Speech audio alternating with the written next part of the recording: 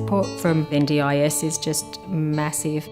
My plan's speech pathology, occupational therapy, psychology, recreational services, respite services and Mansfield service. Mansfield's a specialist autistic centre in Mansfield, Victoria.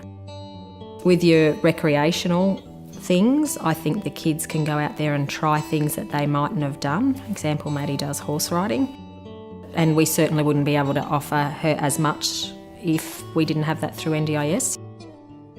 Your respite, so that just gives us that little bit of time out. We do 2 hours, 2 hours a fortnight. So 2 hours, my husband and I get to sit at a table, have a beer, have a meal, and that is massive for us. That 2 hours just feels like heaven. You just don't get it around the house with the kids. So to have that 2 hours out together and actually talk and have a conversation. Ella's plan is comprised of therapies that include occupational therapy, speech therapy.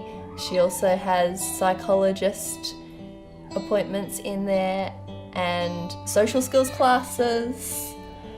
The NDIS also funds the difference between attending mainstream swimming classes and doing one-on-one classes. A lot of the goals that we've got set into our plan is to integrate her into mainstream classes and mainstream activities. And it's definitely, it creates that. And we're definitely seeing an improvement in that, which is fantastic for us. For me, I think not just coming up with the goals, but ways to achieve them and then reviewing how that's going. So you can actually sit down and read in writing, say, okay, this is what we sat down, this is what we talked about now, and this is where we're going on that, and you can actually basically gauge how you're progressing, how your child's progressing, and where you still need to concentrate. We're very happy with our current plan. It is everything that we expected and that we feel is necessary for our daughter at this point. Yeah, I think it's been a positive year, certainly from where we started. We had some issues late last year and we're very worried about this year in school, so I think so far we've been very happy, and the only time we've needed a change in our plan happened extremely quickly and without fuss. So there's flexibility there. If you're having problems with one particular thing, you can adjust it. One phone call and they had the plan changed so fast that the actual enrolment people were slower. The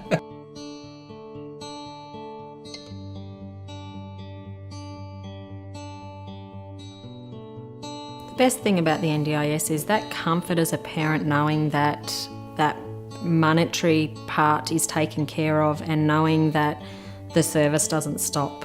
It's there next year. I think the best thing about NDIS for me is the peace of mind knowing that her plan is ongoing and that it's not running out at any time, and as long as that she needs this extra help, she will be able to get it.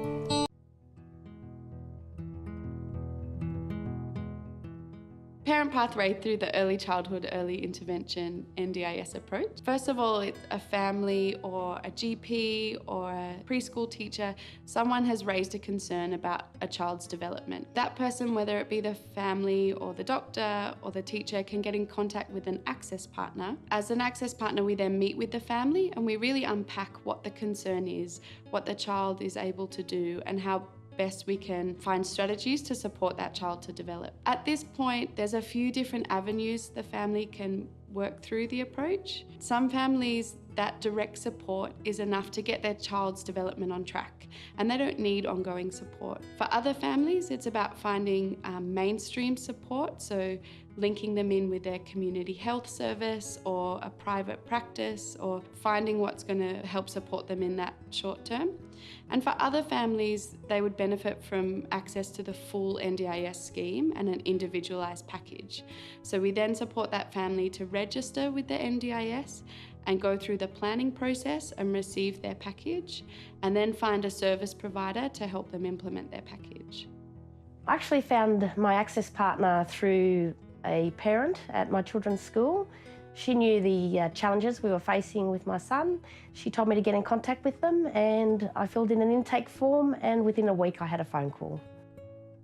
We were being seen at the Children's Hospital for Ollie's medicinal needs, and they put us in contact with an organisation called Lifestart, and they assigned us Gabby. Through Gabby, we're then able to access information about the NDIS and how to put that application process together. When I had the meeting with Laura, we actually discussed a lot of Nate's behaviours and how challenging they were, and from that point she took all that information back to the Lifestart team, and they provided me with recommendations of where I really need to go to next. We sat together, we looked at where Ollie was developmentally and where we wanted him to go, and it was a really easy process. There's no big scary referrals and forms to fill out. It can simply just be a phone call through to an access partner and saying that you have a concern for your child's development.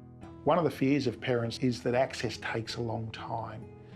What we've designed through this is that access is as quick as possible, so that the early intervention along with the reasonable and necessary supports provide the best outcomes for the child, and that the family feels supported by the NDIS from the moment contact is made. Different intervention services will work together within your NDIS package to help your child meet their goals. So it doesn't have to be that you only work with one intervention service. You can access lots of intervention services.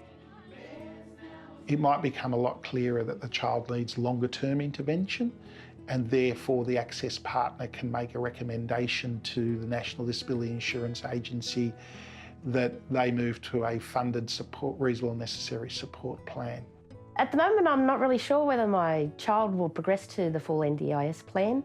I feel fully confident with my access partner that if we require an NDIS full plan, I'm sure we'll be there. The NDIS plan grows with your child. So at the moment, our needs don't require a respite, and it doesn't require Ollie to attend social programs outside of our family group. However, as he grows, he may want to go off on camps with an organisation that supports children with additional needs, and he will have access to those things. The support that we've gotten from the access partner has been phenomenal. I think it's finally come to a point where I actually feel like I have support.